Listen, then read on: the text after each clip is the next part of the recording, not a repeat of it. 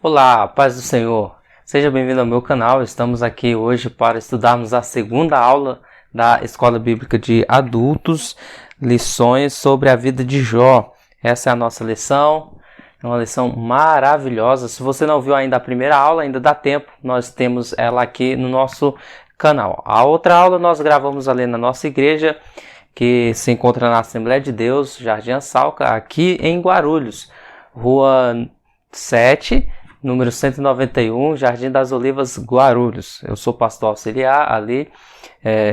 Nós servimos a Deus juntamente com o pastor Ailton, nosso pastor presidente, o pastor Laércio Santos. Se você quiser fazer uma visita, você será muito bem-vindo. Essa revistinha aqui ela é muito bonita, ela tem uma capa muito bela. Essa é a nossa revistinha. A fragilidade humana e a soberania divina, o sofrimento e a restauração de Jó. Hoje a nossa aula é a aula de número 2. Vamos falar sobre o personagem, quem era Jó. Mas antes de nós iniciarmos a nossa aula, eu vou fazer uma oração e também quero te fazer um pedido. Eu quero pedir para você se inscrever no nosso canal. O outro vídeo nós temos bastante visualização, mas não tivemos muitos inscritos. Então, se esse canal foi bênção para você, está sendo bênção, se inscreva no canal, não deixe de deixar o seu joinha, o gostei, que é muito bom, ajuda o YouTube a posicionar esse vídeo aqui na plataforma, tá bom? E compartilhe com mais pessoas, que você nos ajuda bastante. Esse é o meu pedido. Agora vamos fazer uma oração para podermos iniciar a nossa aula. Lembrando que eu sempre compartilho com você aqui a nossa tela, os slides, tá bom? Eu estava pensando em criar um grupo no Telegram para poder compartilhar esses slides com vocês. Então, deixa aí nos comentários o que vocês acham dessa ideia. Deixa aí nos comentários as suas dúvidas. Nós também estamos postando aulas aqui sobre a EBD dos jovens, tá bom? Inclusive, eu agradeço a pergunta do Luiz que ele nos fez. É muito interessante essa dinâmica, né? É importante que os inscritos deixem suas dúvidas, suas considerações, tá bom? Gente, o canal ele tá com pouco vídeo agora na atualidade, porque o nosso outro canal foi cancelado, né? Foi excluído pela plataforma e aí eu criei esse outro canal. Daí eu não consegui recuperar os outros vídeos, tinha mais de 200 vídeos no outro canal. E aí nós começamos tudo de novo.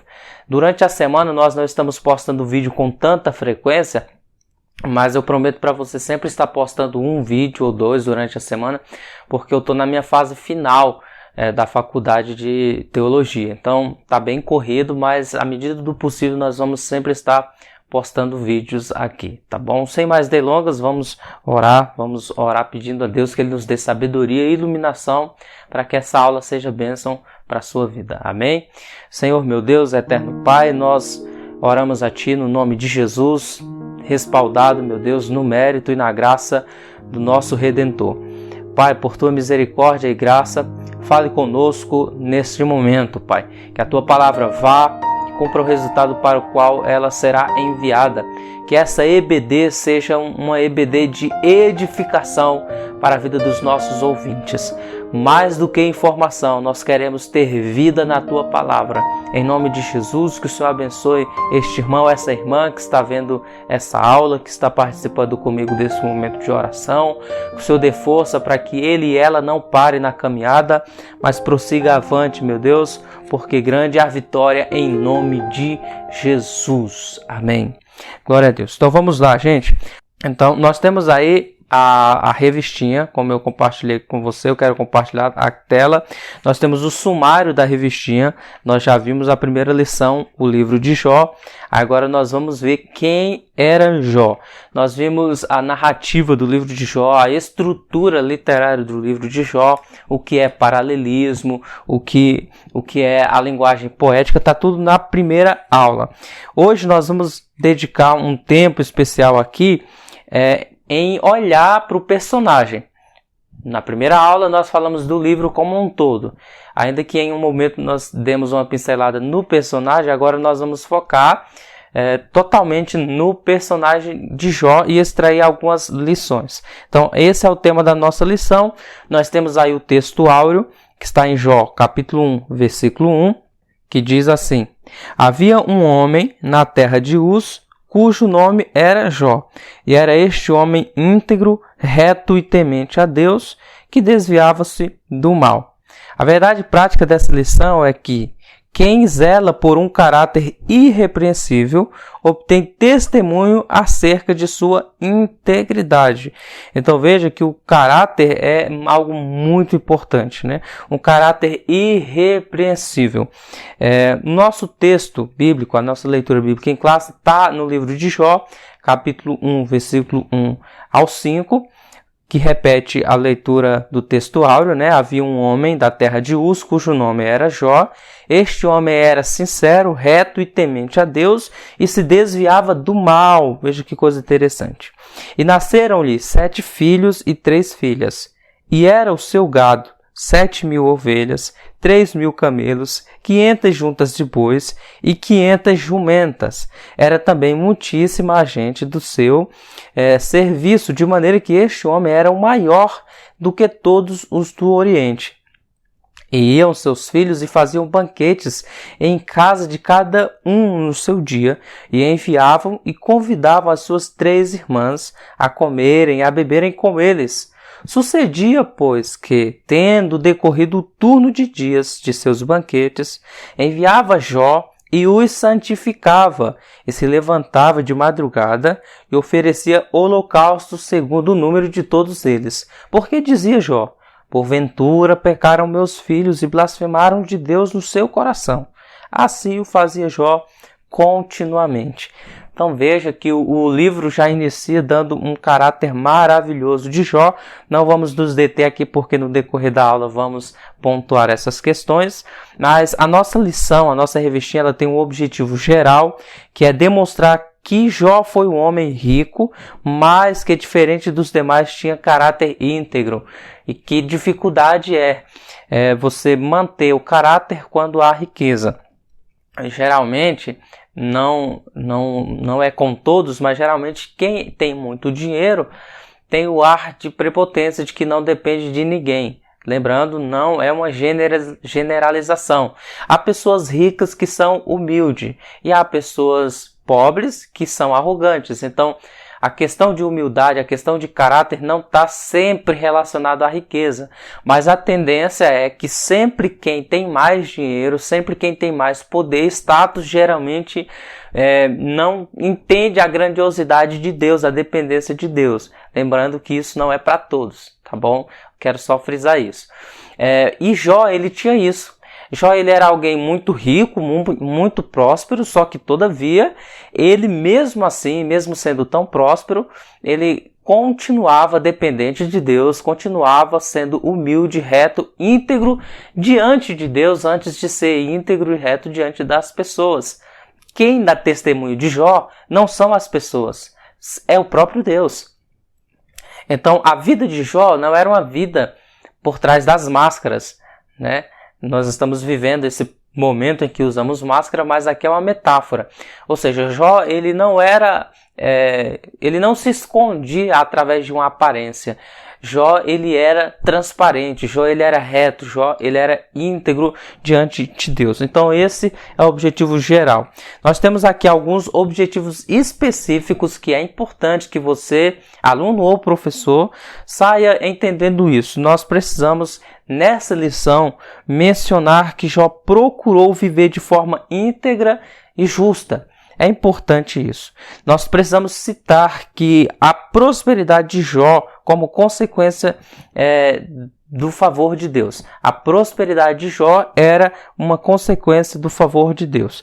E destacar a piedade pessoal de Jó como modelo para os crentes. É muito importante esses pontos específicos porque normalmente no decorrer da aula, em alguns casos, as pessoas divagam nas ideias, né? Abre espaço para um argumento que de repente foge do contexto. Aí o professor precisa trazer os alunos de volta para a realidade da aula e esses objetivos específicos é justamente para estruturar a aula. Muito bem, então aí a nossa introdução, eu quero compartilhar com você a tela, nós vamos pontuar aqui algumas questões bem interessantes. Primeiro, o autor sagrado não elabora uma biografia de Jó, mas traça seu perfil.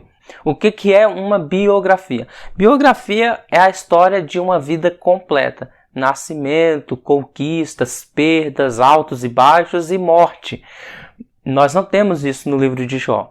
A Bíblia não conta o nascimento de Jó, não fala quem que eram os pais de Jó, não fala da sua morte. Então, ele não é uma biografia, mas traça características que nós podemos observar o perfil de Jó. Por mais que não seja uma biografia, é possível conhecer Jó através do livro que leva o seu nome.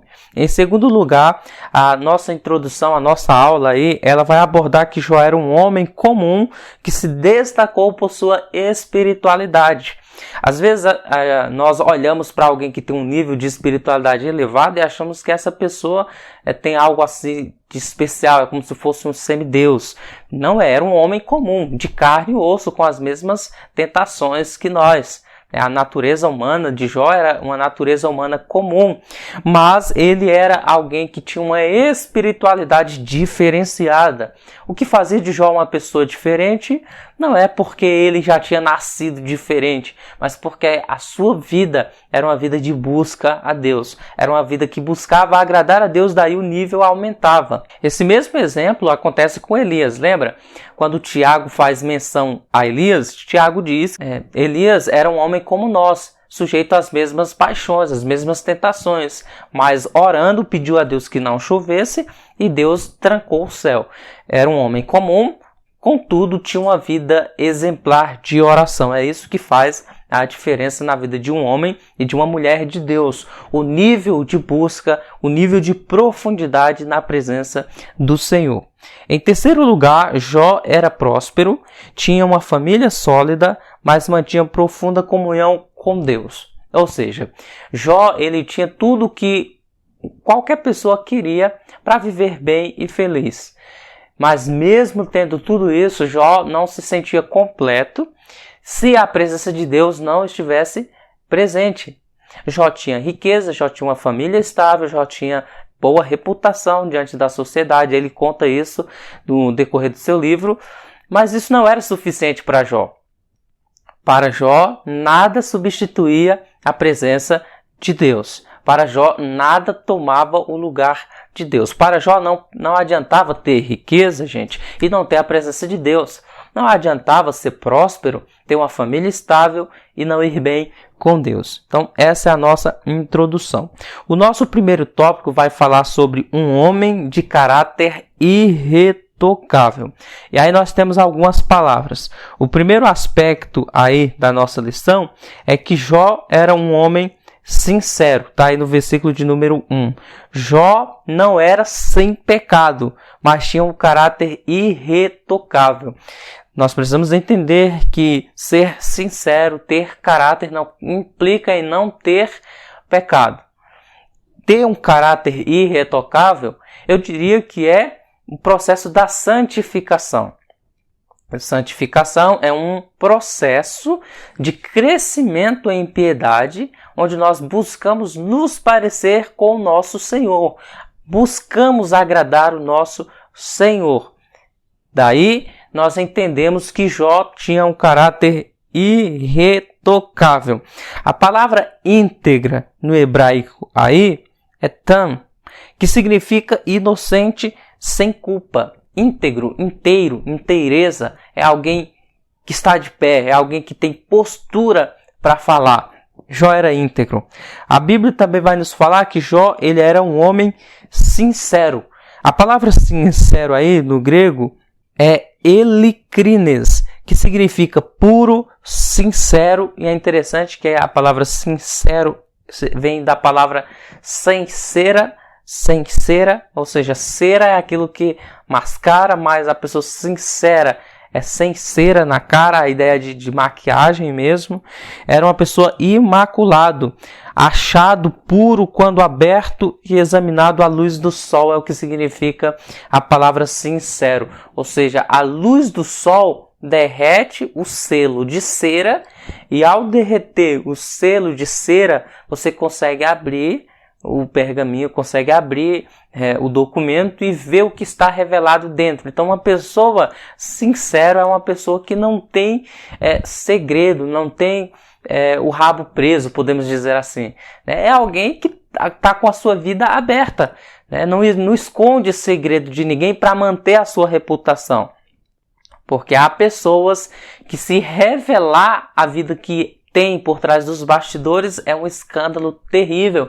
Jó não tinha problema com isso. Você poderia colocar agente secreto atrás da vida de Jó para ver se pegava ele com a boca na botija, como falam, mas não iam pegar, porque a vida de Jó era uma vida sincera, era uma vida sem cera. Então esse era o homem chamado Jó, e que Deus nos dê essa graça de sermos sem cera, de sermos pessoas sinceras, que o que nós somos diante da igreja, nós possamos ser em qualquer ambiente onde formos, que Deus nos dê a graça de sermos sem cera, que a luz do sol da justiça, a nossa cera se derreta e nós nos revelemos de verdade para as pessoas que estão ao nosso redor. Amém? Esse é o primeiro ponto, é a primeira característica de Jó. Em segundo lugar, Jó era um homem reto. A palavra hebraica para reto aí é Yassar. Yassar significa reto, honesto, correto, direito.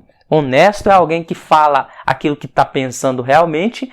Ele não espera, por exemplo, a pessoa sair para falar por trás. Se você fosse amigo de Jó e Jó precisasse falar uma verdade para você, ele falava na lata. Ele não esperava você dar as costas para falar mal de você. As pessoas precisam aprender um pouco com Jó a ser honesto, a falar a verdade correto. Jó, ele não tinha 2 pesos e 2 medidas. Jó, ele era correto. A sua forma de avaliação era uma forma justa. Jó, ele era correto. Ele não barganhava com a verdade. Ele não subornava a sua consciência para se beneficiar.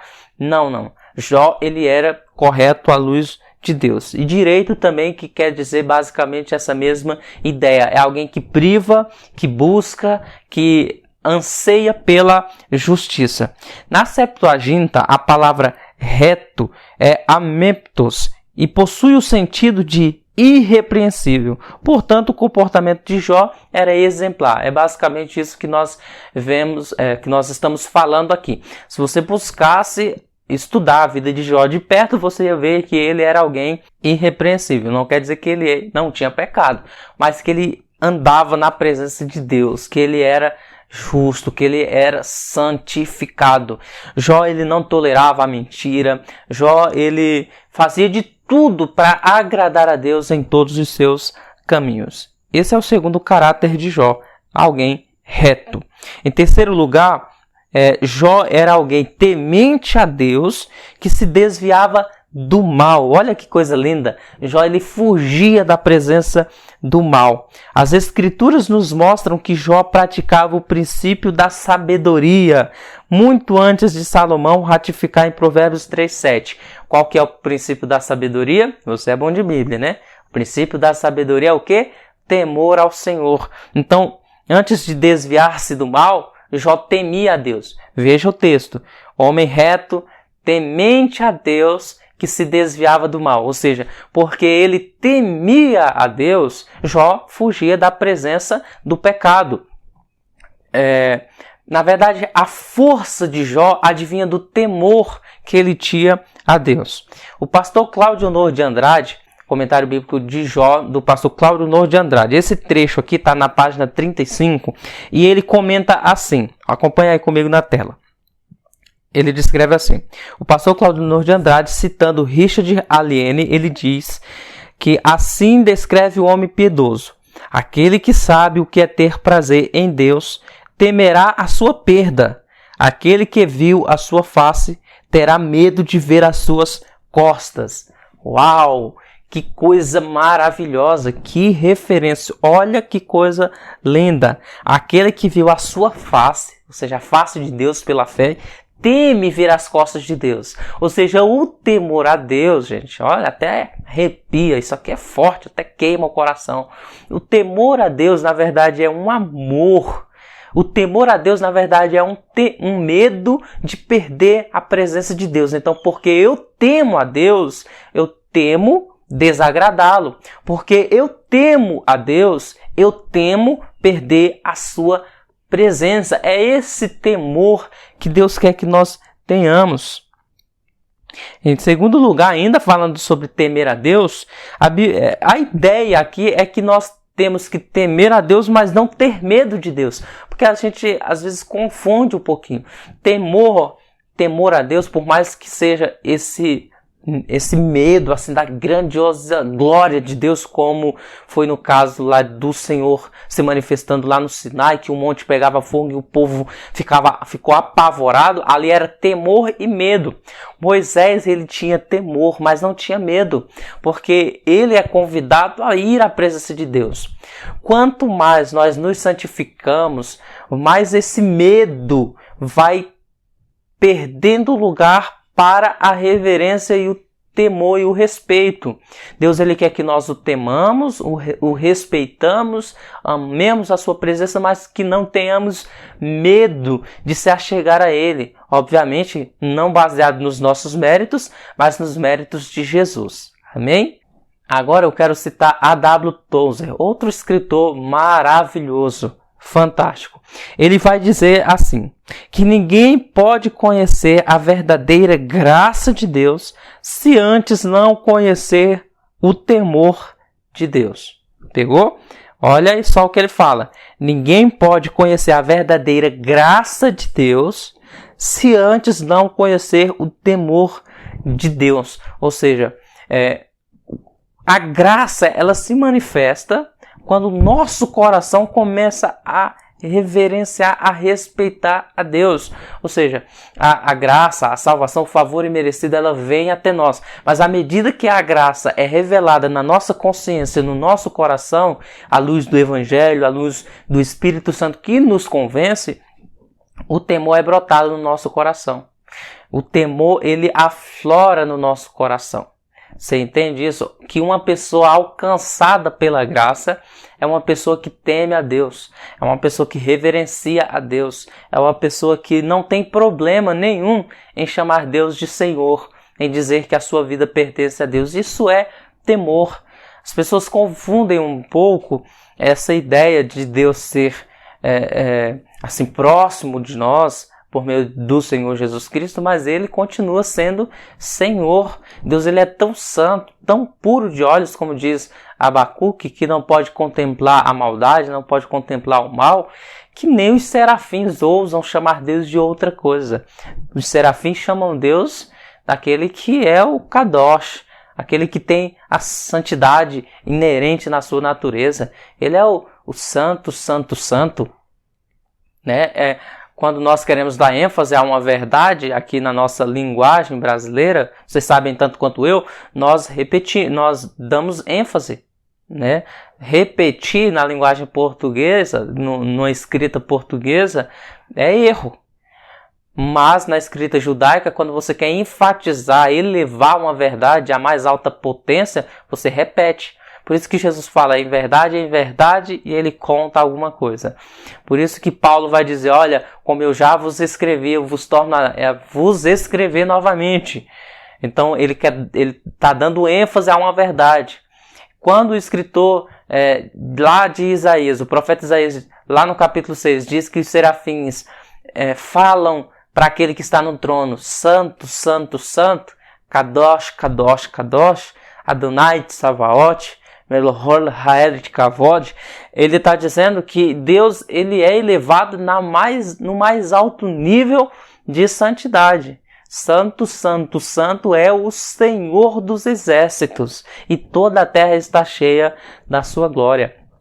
Então nós temos que temer a esse Deus, nós temos que reverenciar esse Deus, né? Isso é importante. Eu gostaria que você pontuasse e desse ênfase para os seus alunos lá na escola, porque quando o temor brota no nosso coração, o nosso culto muda, o nosso comportamento muda, os nossos relacionamentos mudam. Amém? Jó, ele também desviava-se do mal. Glória a Deus. Que Deus nos dê essa força, podemos dizer assim, essa graça para fugir do mal.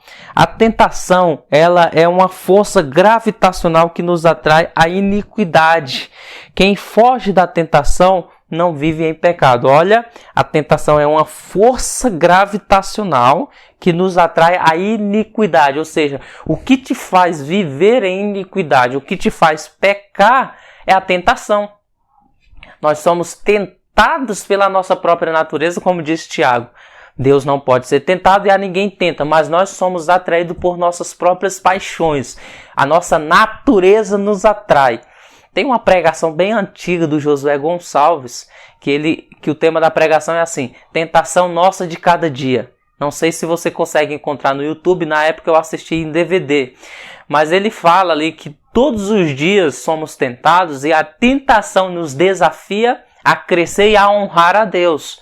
Só que o diabo nós enfrentamos, mas o pecado nós fugimos. Então Jó ele se desviava do mal.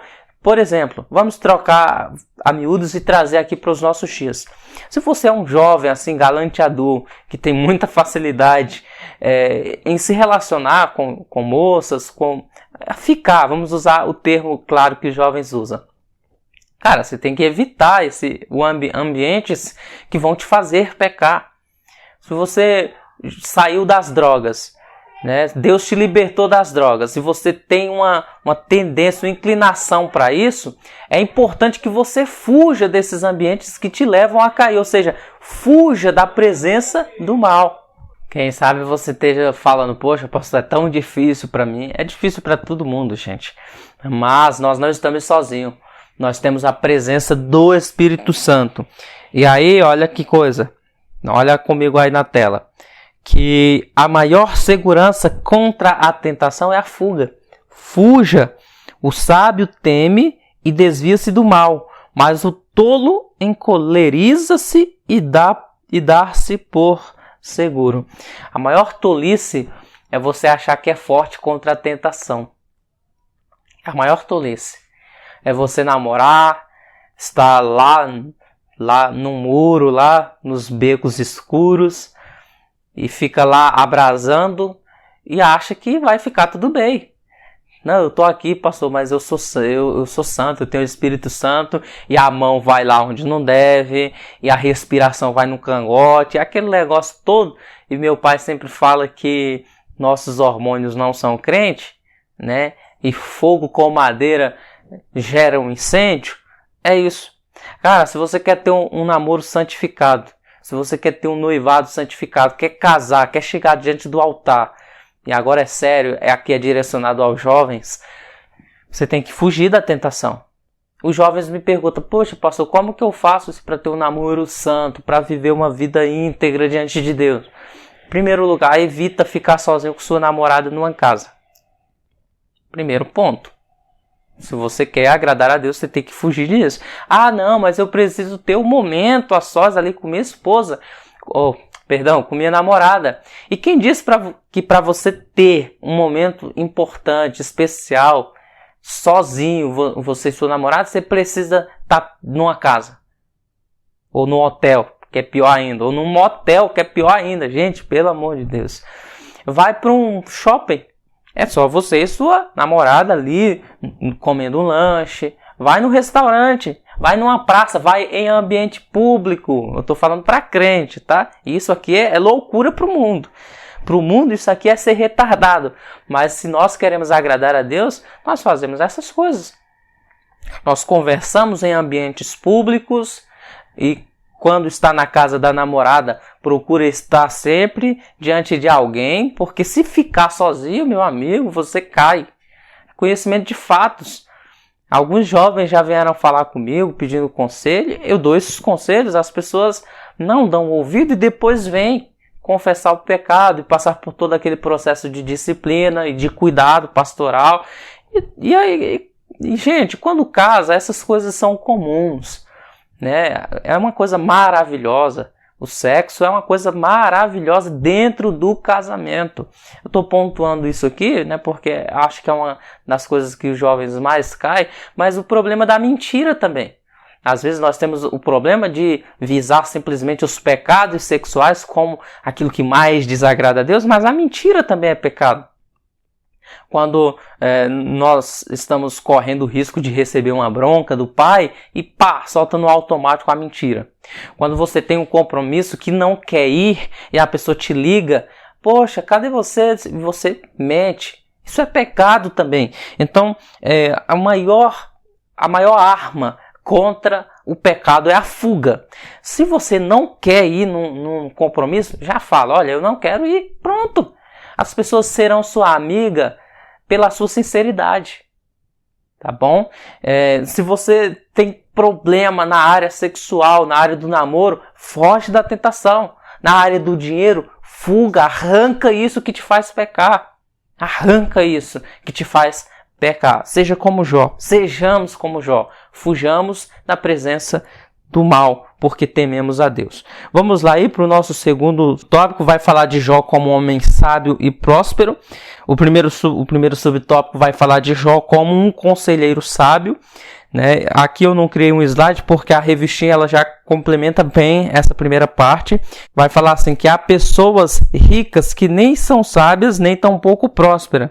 Possui conhecimento, mas não entendimento. Possui riqueza, mas não prosperidade. Jó se distinguia nesse aspecto. Ele foi um homem sábio, rico e próspero. A Bíblia afirma que Jó era o maior do que todos os do Oriente. Jó 1:3. Maior aqui não pode ser entendido apenas como uma referência a bens materiais, mas também a sua sabedoria. Então, era Jó. Jó era esse homem. Em segundo lugar, Jó ele era um conselheiro sábio, mas também era um homem próspero. Jó, o homem de Uz, não era apenas rico, mas sobretudo próspero. O texto sagrado destaca que além da sua esposa, ele tinha 7 filhos e 3 filhas, que na cultura oriental isso aqui é uma prosperidade grande.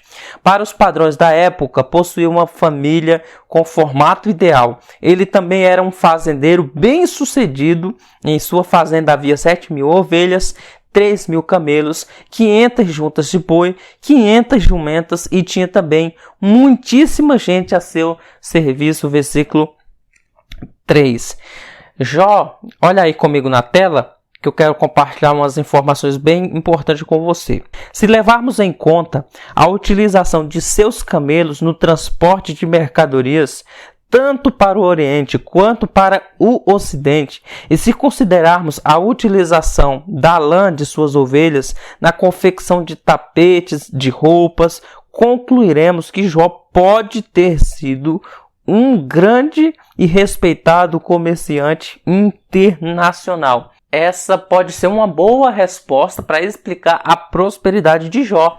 Digamos que Jó talvez fosse um grande comerciante, um grande empresário da época nesse aspecto, porque ele era muito rico. Infelizmente ele vai perder isso no estalar de dedos, mas não perde a integridade, mas não perde a sua confiança em Deus. E a prosperidade de Jó, terceiro ponto, ela era baseada no ser. Jó não era próspero porque possuía coisas. Jó era próspero porque ele era alguém que, acima de tudo, entendeu o valor da verdadeira prosperidade, que era ter uma vida santa, íntegra e de intimidade com Deus, sua família, seus negócios e, sobretudo, Deus. Jó, ele tinha riqueza, ele tinha uma família estruturada, mas ele tinha Deus. É a verdadeira prosperidade, é termos Deus, é termos uma família abençoada, é termos comunhão no lar, é termos alegria no lar. Isso é prosperidade. Quantas pessoas que têm dinheiro, mas não têm paz, não têm felicidade, não vivem bem? Você pode não ter muito dinheiro, mas com certeza tem o suficiente para sobreviver e tem a alegria de ter o Espírito Santo, tem a alegria de ter a palavra de Deus. Então, valorize isso. Alegre-se pela prosperidade que Deus tem nos dado. Nosso terceiro e último tópico vai falar sobre um homem de profunda piedade pessoal. Em primeiro lugar, um homem dedicado à família. Oh, irmãos, como seria bom e maravilhoso se os homens de Deus de hoje soubessem quanto é importante a valorização da família, o cuidado com a família, né? Nós temos o perigo de apresentar uma santidade para outras pessoas, enquanto a nossa família nos vê como um demônio. Isso é terrível. Isso é terrível. O lugar mais difícil de se santificar e de ser santo é o lugar mais essencial, que é dentro de casa. Dentro de casa, geralmente, é onde as pessoas mostram o seu pior. Dentro de casa não tem espaço para máscara. Dentro de casa, as pessoas são verdadeiras.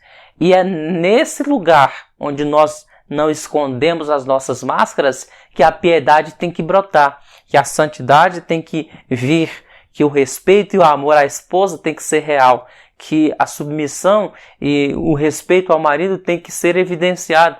Eu costumo falar que toda esposa deve honrar o marido, é bíblico isso, mas todo marido precisa merecer essa honra. Isso é muito importante, porque os homens às vezes falam assim, não, minha esposa tem que me honrar, mas o cara não merece essa honra. Não trata bem os filhos, não cuida da esposa, não merece essa honra. Para o marido ser honrado, à luz de Efésios 5, ele precisa amar a esposa só como Cristo amou a igreja, a ponto de morrer por ela, para apresentar sem ruga, sem mancha, santificada. Marido, se você não faz isso, você não é um marido honrado. Agora, quando você honra a sua esposa tem obrigação de te honrar. Quando você merece essa honra, quando você ama, quando você cuida, é importante que a esposa cumpra o papel dela também. Vamos lá. Porque Jó era um homem dedicado à sua família.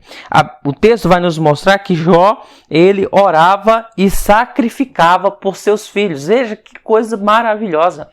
Tem presente maior e melhor do que esse? Do que receber a bênção do pai? Do que receber a oração dos pais? Jó, ele apresentava os filhos dele diante de Deus e sacrificava por seus filhos.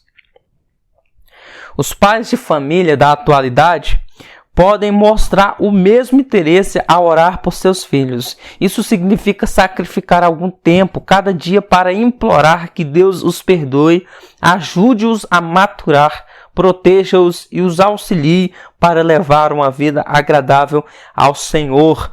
A oração, gente, é importante porque as pessoas, os nossos filhos, podem fugir das nossas palavras, dos nossos conselhos, mas não podem fugir das nossas orações. Oração não conhece porta, oração não conhece parede. A oração vai mesmo e gera um resultado extraordinário, maravilhoso. E outra, se você está num ambiente de lar e os teus filhos não te veem buscar a Deus, ler a palavra, eles não vão ter interesse por isso, principalmente se for pequenininho. Porque o aprendizado começa observando. Se o meu filho não ver o meu desejo, a minha alegria em buscar a presença de Deus, isso não vai gerar interesse no meu coração. Por que as crianças ficam tão, assim, já bebezinho, apegadas ao celular? Porque veem os pais ali fissurados no celular. A criança quer. Brota a curiosidade, aí quando pega o celular, vê um desenho aqui, vê outro desenho, daqui a pouco já era. Daqui a pouco está viciado no celular, né? É o terapeuta das crianças, celular. Tem as crianças que dão trabalho, mas quando pega o celular, vira um anjo. Enfim, voltando ao assunto aqui, as crianças aprendem observando, gente. Tá bom? Então é importante isso. Em segundo lugar, Jó era um homem de moral e piedade. Maravilha, hein? Que coisa linda. Isso, durante os dias de Jó, o pai de família era o líder religioso. Na época de Jó, principalmente, que possivelmente foi a época dos patriarcas, o sacerdócio, por mais que existia, nós não temos muita informação, porque, por exemplo, nós temos Melquisedeque, rei de Salém, que era sacerdote, que foi lá e abençoou Abraão, orou por Abraão e tudo mais. Abraão, inclusive, lhe deu os dízimos de tudo. Não sabemos como funcionava o sacerdócio naquela época. Então, era comum, os estudiosos, inclusive, falam, o pastor Cláudio Nouro de Andrade fala, que o Jó, na época de Jó, o pai de família era o sacerdote do lar. De certa forma, isso ainda é real hoje. Nós somos a liderança espiritual do nosso lar. A nossa casa é uma igreja. As pessoas ficam brigando para ter oportunidade para pregar na igreja. Gente, sua casa é uma igreja. Você pode pregar para sua esposa pode louvar para você. Inclusive tem um fato bem interessante aqui, deixa eu contar para você, de um feito que conta a história que Spurgeon, ele estava no culto e aí a irmã mandou ou foi Spurgeon ou foi D.L. Moody. Se eu tiver errado, foi um desses dois. Mas a história, ela vai ilustrar bem. Aí a irmã mandou um cartãozinho, um bilhetinho lá pro pastor. Olha, eu quero ter oportunidade para louvar. Aí ele viu a mensagem, guardou. E continuou o culto. Daqui a pouco a irmã percebeu que o pastor não deu muita atenção, mandou outro bilhetinho. Ó, pastor, quero oportunidade para louvar. O pastor, tudo bem? Aí mandou outro. Aí, enfim, não teve oportunidade durante o culto. Acabou o culto, essa irmã foi lá no pastor brava. Chegou lá e falou, pastor, o senhor não recebeu meus cartãozinhos? O pastor falou, recebi, filha. Ela falou, então, o senhor não me deu a oportunidade para louvar? Aí ele disse, eu estou te dando agora, você tem toda a oportunidade de louvar, pode louvar que eu te ouvirei. Aí ela fala, não, mas agora eu não quero louvar mais. Agora a igreja já foi embora. Queria louvar quando estava todo mundo aqui. Aí o pastor, então você não queria louvar para Deus, você queria louvar para a igreja. A irmã tomou um choque assim, e ele já trouxe uma lição para ela, que onde tem 2 ou 3 reunidos, Deus está com os olhos atentos e o ouvido aberto para ouvir a adoração que é feita ali.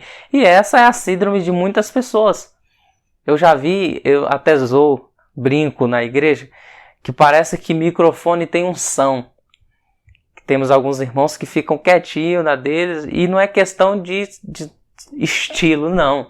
Porque esse mesmo quietinho, quando pega o microfone, aí explode. E Jó não era assim. Jó, ele era alguém piedoso dentro de casa. Ele fazia a obra de Deus dentro de casa. Isso significa que Jó não se considerava a si mesmo como alguém que não pecava. Jó fazia isso por uma convicção e por amor a Deus, e não unicamente porque era sua obrigação como cabeça do lar. Levamos a cabo os deveres espirituais devido a se esperar que o façamos, ou nos brotam de uma maneira espontânea de um coração devoto? Uma boa reflexão. Que nós sejamos homens e mulheres de Deus no lar. Gente, está sendo bênção para você até aqui? Não esquece de deixar o like, não esquece de deixar o joinha, tá bom? E de compartilhar, você nos ajuda bastante. Vamos aí então para o nosso segundo subtópico. Um homem de vida consagrada. Tem um errozinho aí no início, mas enfim, ignora esse primeiro aqui. O texto de Jó 1,5 diz que Jó se santificava. O vocábulo em português santificava traduz o termo hebraico Kadash ou Kadosh, que significa ser separado ou ser consagrado. Uma pessoa que se consagra é uma pessoa que ora. Uma pessoa que ora é uma pessoa que se consagra. Somos inspirados a viver uma vida consagrada diante de Deus e das pessoas. Esse foi o nosso terceiro subtópico aí, um homem de consagração. Chegamos então na nossa conclusão. Obrigado por ter ficado até aqui comigo, mas vamos ler a conclusão. Nós destacamos aqui 3 aspectos importantes acerca da vida de Jó. Primeiro, caráter, prosperidade e piedade. Nós vimos isso. É possível que alguém seja rico, mas não possua caráter algum. Nós vimos que é possível ter valores morais sem, contudo, esboçar piedade alguma. E nós aprendemos que para ter caráter santo, prosperidade bíblica e piedade só é possível conhecendo e tendo intimidade com Deus. Jó era assim, íntegro, reto, temente a Deus e se desviava do mal. Essa foi a nossa segunda aula da Lições Bíblicas. Maravilhosa, a fragilidade humana e a soberania divina. Mais uma vez, Deus abençoe sua vida, Deus guarde o seu coração e te faça crescer em humildade, em retidão, em sinceridade diante de Deus e diante dos homens. Começamos essa aula com oração e vamos terminar também em oração. Senhor meu Deus, eterno Pai, Nós te agradecemos, Pai Santo, por esse privilégio tão sublime, tão maravilhoso de estar aqui junto com meu irmão e minha irmã que está do outro lado dessa tela do celular ou do computador, ou até mesmo através da sua TV, assistindo, meu Deus, essa aula. Que o Senhor abençoe a vida desse irmão, dessa irmã, faça-o crescer, Pai, em nome de Jesus, em graça e conhecimento, que de alguma forma o Senhor use esse conhecimento que foi transmitido aqui para abençoar a vida desse irmão, dessa irmã, em nome de Jesus, e que em tudo, Pai, o Senhor seja glorificado. Nós oramos em nome de Jesus. Amém. Um beijo fraterno no seu coração e até a próxima aula. Amém. Deus abençoe. Paz do Senhor Jesus Cristo.